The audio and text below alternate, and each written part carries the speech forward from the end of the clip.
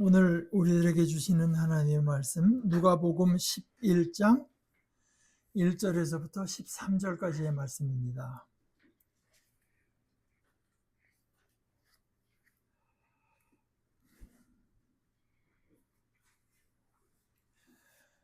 예수님이 어떤 곳에서 기도하고 계실 때 일어난 일이다.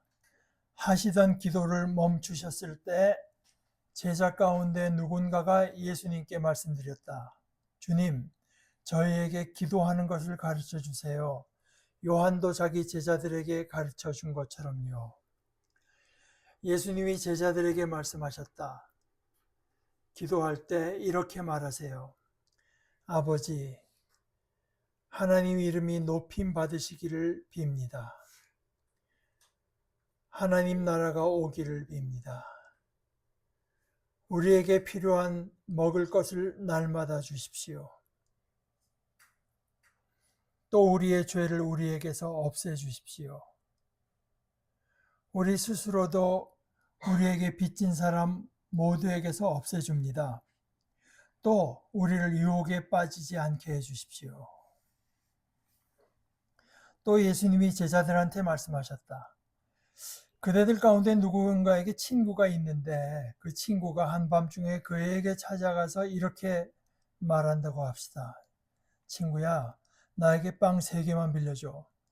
내 친구가 여행을 하다가 나한테로 왔는데 그 친구 앞에 내놓을 것이 없어서 말이야. 그러면 그 사람이 안에서 이렇게 대답할까요? 나를 귀찮게 하지 마. 이미 문도 닫아 걸었고 아이들도 나와 함께 잠자리에 들어있어.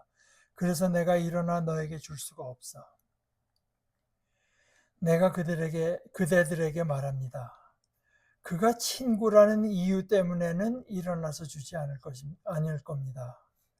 그러나 그가 뻔뻔하게 졸라대는 것 때문에는 일어나서 그가 필요로 하는 것을 다 줄 겁니다. 나도 그대들에게 말합니다. 달라고 하세요. 그러면 그대들에게 주실 것입니다. 찾으세요. 그러면 그대들은 찾아낼 것입니다. 두드리세요. 그러면 그대들에게 열릴 것입니다.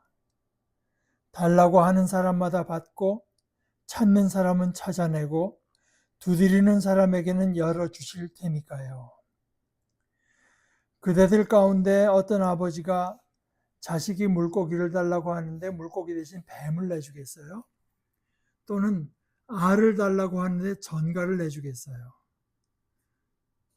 그러므로 그대들이야말로 악하다 할지라도 제 자녀들에게는 좋은 선물을 줄 아는데 아버지 곧 하늘로부터 주시는 분은 얼마나 더 그러시겠어요. 달라고 하는 사람들에게 성령님을 주실 것입니다. 하나의 말씀입니다.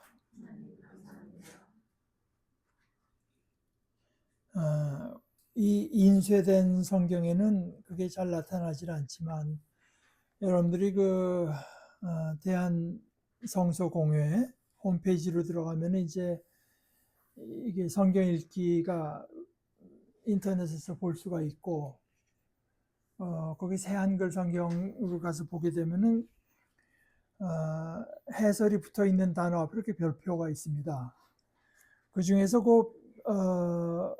오늘 본문에서 제가 도움이 되겠다고 생각한 별표는 특별히 그 13절 맨 마지막 달라고 하는 사람들에게 성령님을 주실 것입니다 했을 때 그 성령님 앞에 별표가 있어서 거기를 클릭해 보면 여기서 말하는 성령님이 물론 성부, 성자, 성령 삼위일체 할 때 그 성령님을 가리키기도 하고 또 문맥에 따라서는 때로 바로 이제 여기에 해당한다고 보는데 하나님께서 이 세상에서 역사하는 그 힘, 능력 이걸 이제 성령이라고 표현하는 성경에 그렇게 표현하는 경우도 있다.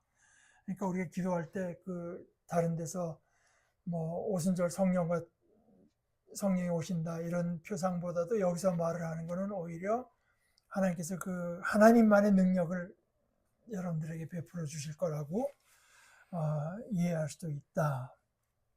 이런 내용입니다.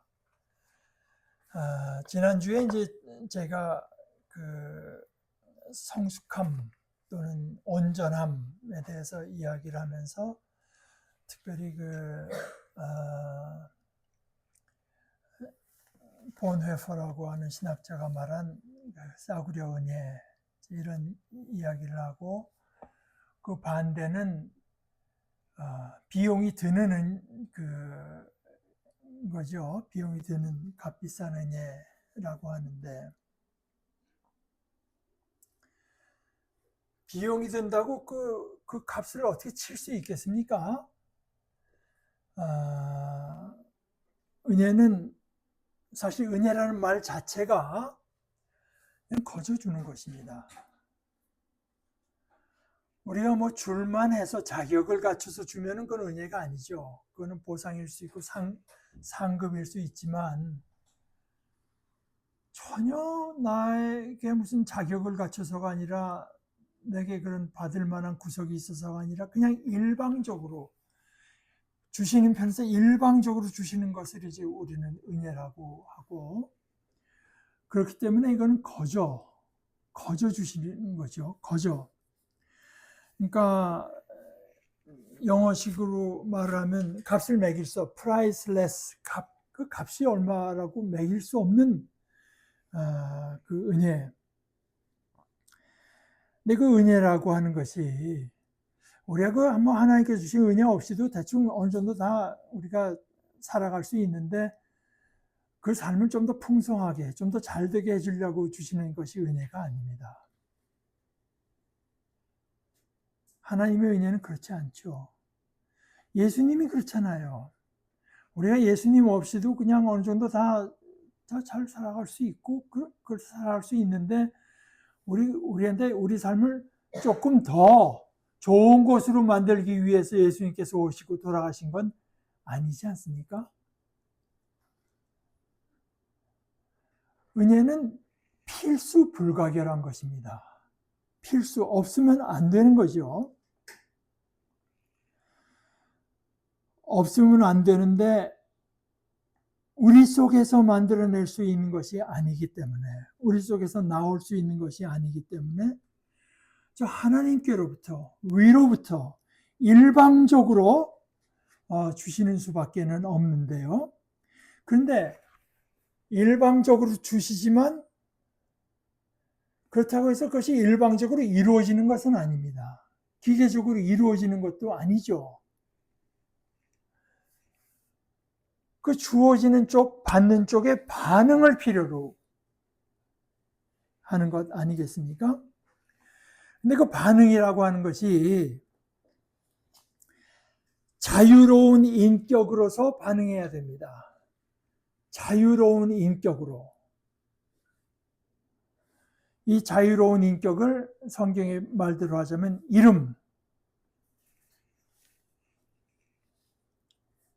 이름을 가진 자유로운 인격으로서 반응하는데 이것은 받아들이는 것이고 다른 말로 해서 믿음이라고 할 수 있겠습니다. 하나님께서 은혜를 베푸시고 우리는 그것을 믿어서 하나님의 선의를 믿고 하나님의 능력을 믿어서 그래서 받아들이는 것. 그렇게 할 때 그 은혜의 결과가 우리에게 일어나죠. 그러니까 이렇게 생각해 보면 그냥 강요에 의해서 받아들이는 거는 그건 참된 받아들임이 아니겠죠. 이렇게 생각하면 자유가 없으면 믿음은 없습니다. 하나님께서는 어느 누구도 강제로 하나님을 받아들일 수밖에 없도록 만드시지는 않아요. 저는 예수님의 모습에서 그걸 보는데요. 언뜻 생각나는 건 한 두 가지입니다. 예수님께서 돌아온 탕자의 비유라고 하는 걸 드시면서 그 둘째가 아버지 제목 있잖아요. 그거 저한테 주십시오. 그거 갖고 나가서 허랑방탕하게 다 사용했다. 받자마자 예수님 말씀대로 하면은. 근데 그 아들이 돌아올 때 예수님께서 뭐라고 말씀하셨냐면은 내 아들은 잃었다가 찾았고 죽었다가 살아났다. 그러니까 제 말이 아니 가면 죽을 줄 알면서 부모 같으면 못 가게 해야지. 그걸 어떻게 그야말로 한국말로 다리 몽둥이를 부드려서도 못 가게 해야 그게 사랑이지. 어떻게 거쳐자고 그걸 가게 하냐. 믿음은 결코 강요될 수 없어. 자유가 없는 곳에는 자유로운 결단, 자유로운 의지가 없는 곳에는 믿음은 없습니다. 또 예수님께서 떡 5개, 물고기 2마리로 5,000명이 넘는 사람을 먹이셨을 때 나중에 예수님께서 거기 요한복음의 이야기는 그래요. 설교를 하시니까 많은 사람들이 이 설교가 도무지 받아들이기 어렵다고 다 떠나갑니다. 예수님의 말씀은 생명의 말씀인데 먼저 맨 앞에 가던 사람 몇이 꼬꾸라서 죽으면 안 갈 거 아닙니까? 못 갈 겁먹어서라도 예수님의 말씀 더 듣겠다고 남아있을 거 아니겠어요?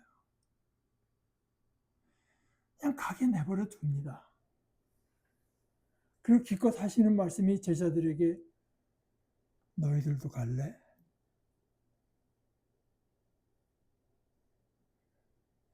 믿음은 결코 강요로는 얻어질 수 없는 게 믿음. 극히 자유로운 인격 대 인격의 관계 속에서 이루어지는 것이 믿음 아니겠습니까? 또 반대로 말을 해서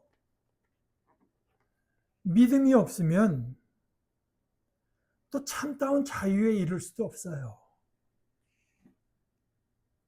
서로 간에 믿음이 없으면 뭔가 자기 자신을 증명해 보여야 되고 뭔가 내가 당신을 사랑한다고 하는 걸 이런저런 식으로 나타내 보여야 된다고 하는 이런 어떤 의무감이 있으면 거기는 둘 사이에 참다운 자유는 없는 거지요. 자유가 없으면 믿음이 있을 수가 없고 믿음이 없으면 참다운 자유에 이르를 수가 없습니다.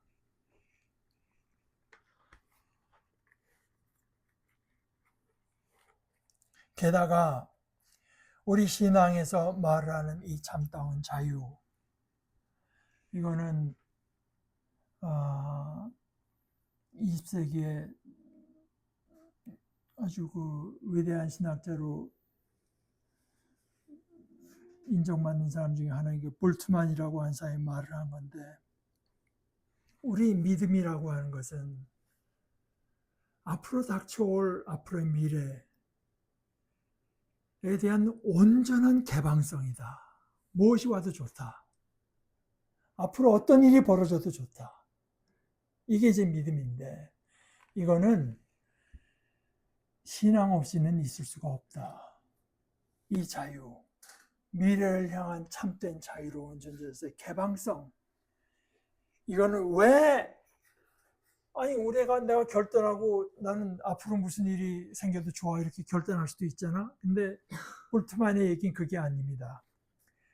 미래에 대해서 내가 이렇게 나 자신을 온전히 자유롭게 개방하려면은 우리의 과거로부터도 해방되어야 되는데, 내가 저지른 거, 내가 하는 거, 이것은 하나님의 죄 용서, 이것을 받아들이지 않고서는 있을 수가 없다.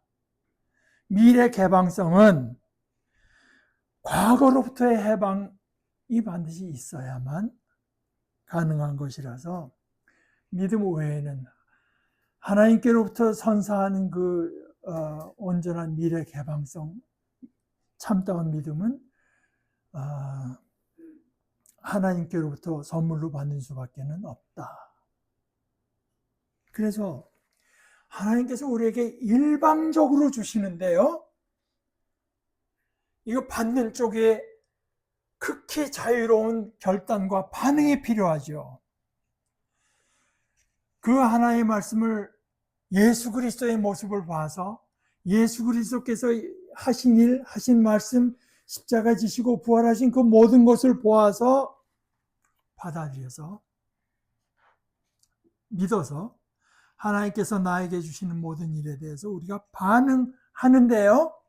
그 반응이 그래서 도서관이나 뭐 이런 데서 이루어지는 것이 아니라 우리의 일상생활에서 작용해야 됩니다. 우리의 일상생활에서. 교회에 오는 것뿐만이 아니라 뭐 주차하는 데서, 뭐 투표하는 데서, 밥 먹는 데서 다 드러나야 됩니다.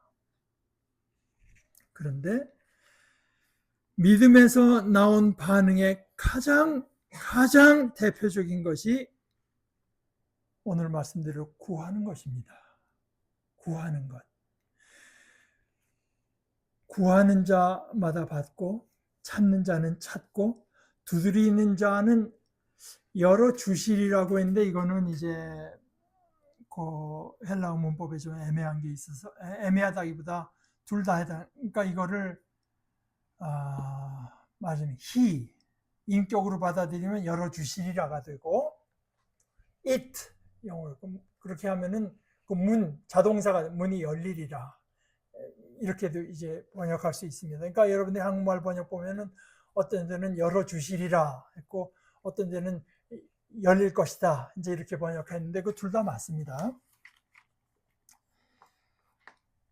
믿음은 하나님이 어떤 분이신가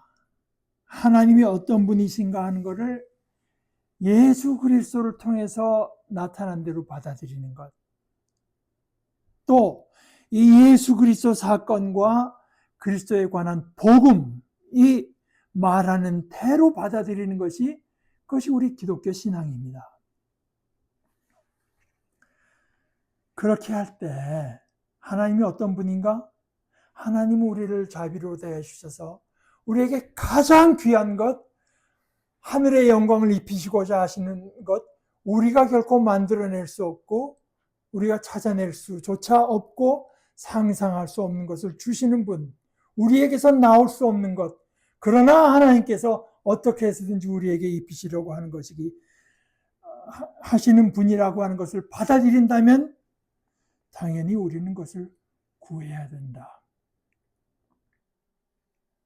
뭐 몇몇 유수한 특별히 구약 학자들의 이야기를 들어봐도 여기 구하라, 찾으라, 문을 두드리라고 했지만 그래서 가장 중요한 것은 구하라, 구하라, 구하라.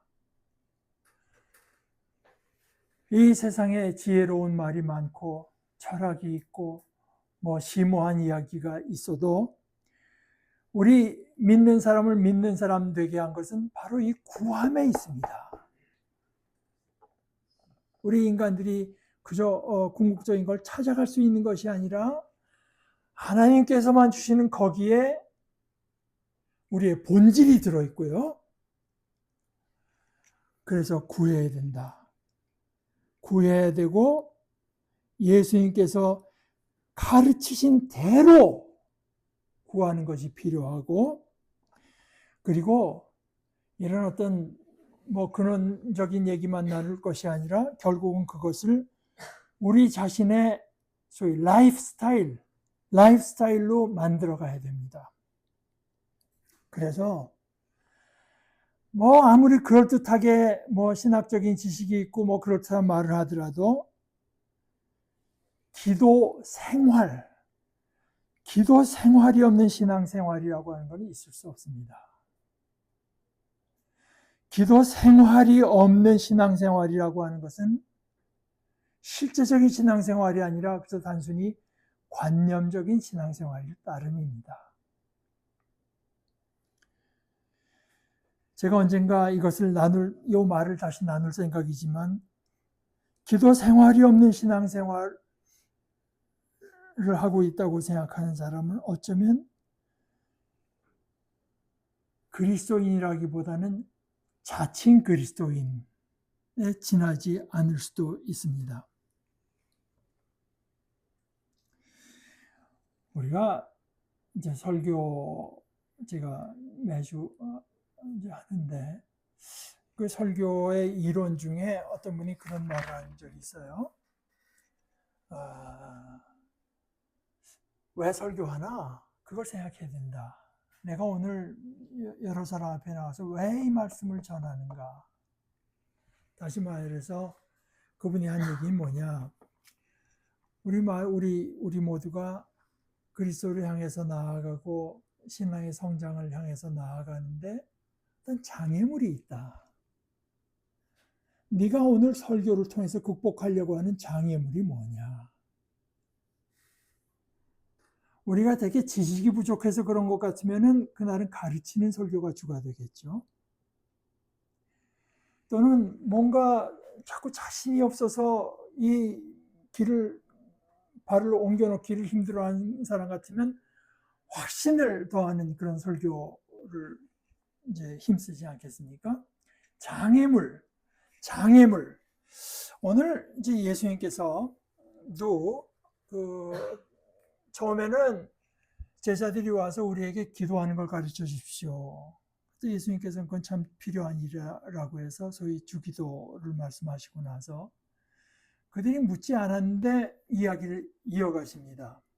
거기는 예수님께서 극복하시려고 하는 제자들에게서 보는 장애물이 있는 거죠. 첫째는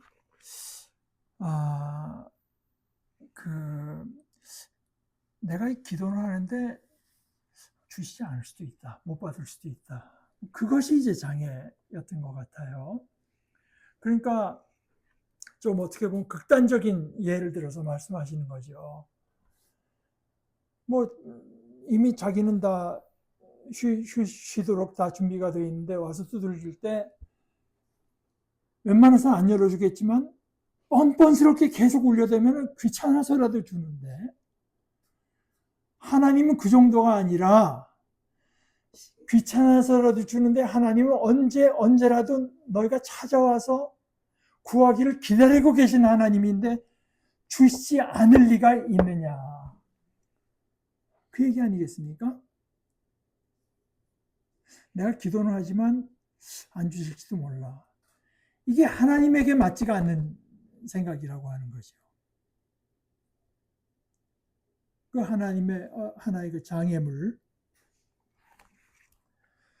그래서 두 번째도 뭐 그것에 연결되지만 하나님께서 우리에게 반드시 주시되 정말 어떻게 해서든지 더 좋은 거 우리가 잘못 알아서 심지어 부족한 걸 구하더라도 더 좋은 것으로 주시고자 하시는 그분을 믿고 구하라. 반드시 주신다. 그러니까 그 기도의 장애를 극복하는데 예수님께서는 무엇보다 하나님이 어떠신 분인가를 여러분이 이해하고 그것을 마음에 담고 있어야 됩니다. 그리고 하나님께서 여러분에게 주시고자 하시는 것은 있어도 되고 없어도 되고 있으면 더 좋지만 없어도 뭐 무방한 그런 것들이 아닙니다. 사실 그렇잖아요. 우리는 제가 바로 몇 달 전에도 저희 가족일 때문에 제가 이런 말을 한 적이 있는데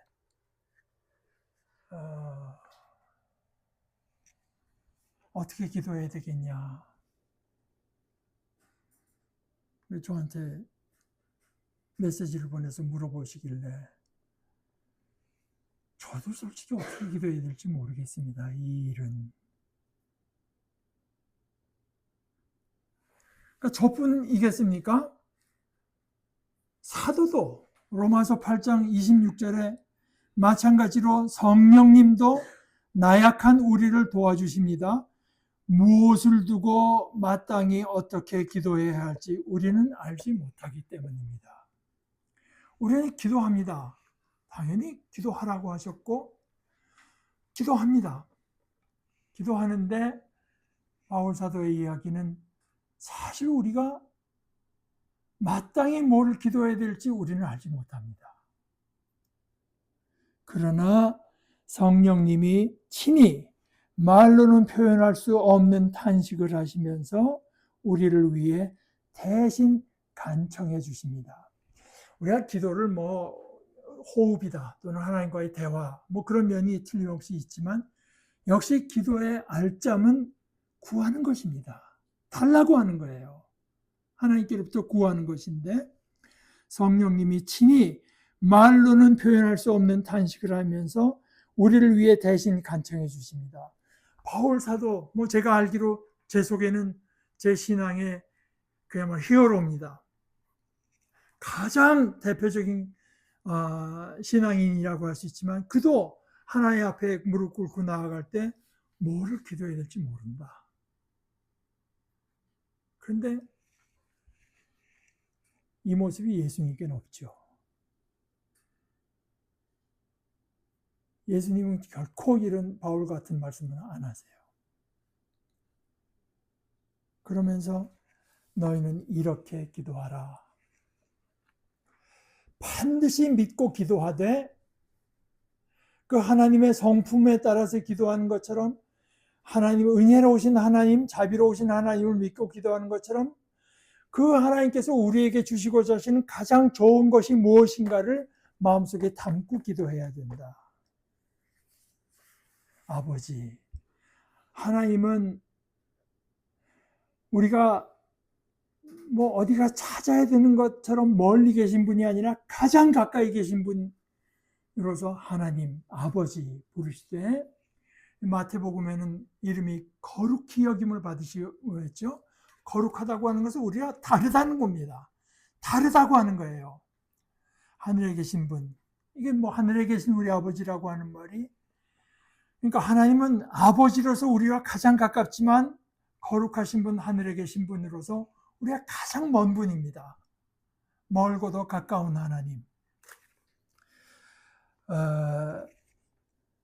얼마 전에 저랑 패친하는 가톨릭 신학자가 그렇게 썼던데 보면 가톨릭 교인들은 먼 하나님만 알고 가까이 하나님을 모르고 개신교인들은 보니까 가까운 하나님만 알고 먼 하나님은 모르는 것 같다. 우리 인간이 뭐 여기서부터 뭐 몇천 년 전의 사람, 다른 문화권에 있는 사람뿐만 아니라 저쪽 몇십억 년을 가서 떨어져 있는 별이라고 해도 우리는 그렇게 다르지 않습니다. 하나님과 우리는 달라요. 하나님은 하늘에 계시고 우리는 땅에 있고. 그래서 그 하나님의 이름이 거룩히 여김, 다른 분으로서 그 높임 받으시기를 원한다. 그것이 잘못돼서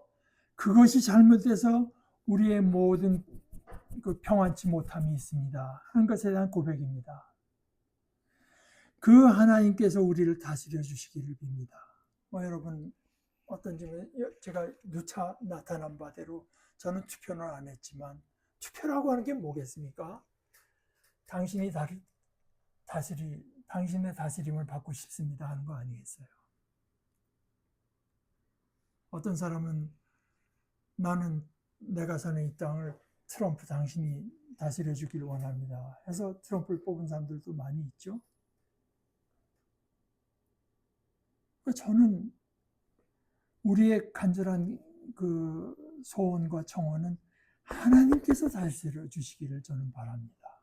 하나님께서 사랑과 의로 생명으로 저희를 다스려 주시기를 바랍니다. 하나님께서 이루어 주시는 것 아니고는 저는 결코 만족할 수 없습니다. 그 기도로 하는 것입니다. 우리에게 필요한 먹을 것이라고 했지만 먹을 것뿐이겠습니까? 우리가 생존하고 존재하는 데 필요한 것들이 있잖아요. 물론 물질적인 것도 있고 지식도 있어야 되고 정서적인 안정도 필요하고 사회적인 관계도 필요하잖아요. 어린아이 해놓고 부모가 피부 접촉해 주지 않으면 그 아이 죽습니다. 뭐 기계로 먹인다고 해서 그 아이가 계속 살 수 있는 것이 아닙니다. 하나님께서 그런 필요한 우리의 모든 것, 그러한 그 필요한 모든 것을 하나님께서 주시기를 기도하되 아까 말씀드린 것처럼 나에게뿐이 아니라 우리에게 이렇게 기도한다고 하면 우리가 서로 먹이고 도울 일도 생각해야 되지 않겠습니까? 또 우리의 죄를 우리에게서 없애주십시오. 우리 스스로도 우리에게 빚진 사람 모두에게서 모두에게서 그 빚을 없애줍니다. 또 우리를 유혹에 빠지지 않게 해주십시오. 잘 살게 해주십시오. 이것이 아니라 우리의 물질적인 필요를 채워주시고, 정작 우리에게 필요한 것은 우리가 하나님과의 관계 속에 머물러 있게 해주십시오 하는 기도입니다. 이게 언제나 하나님과의 그 친교, 교제를 누리면서 살게 해주십시오 하는 기도입니다. 거기에서 실패하지 않게 해주세요 하는 간절한 기도, 이것을 우리의 기도로 삼아야 된다. 이것을 가지고는 물론 구체적인 기도가 파생되겠죠. 그러나 이것을 떠나서 하는 기도는 어쩌면은 기도라는 이름, 이것과 심지어 반대되는 기도를 한다면 그것은 지난주에 말씀드렸다시피 귀를 막고 하나님의 말씀을 드리려고 하지 않으면 기도도 가증하다 하는 그런 기도에 속하게 될지 모르겠어요. 그러나 우리가 이 주님께서 우리에게 말씀하시는 우리가 가장 우선적으로 삼고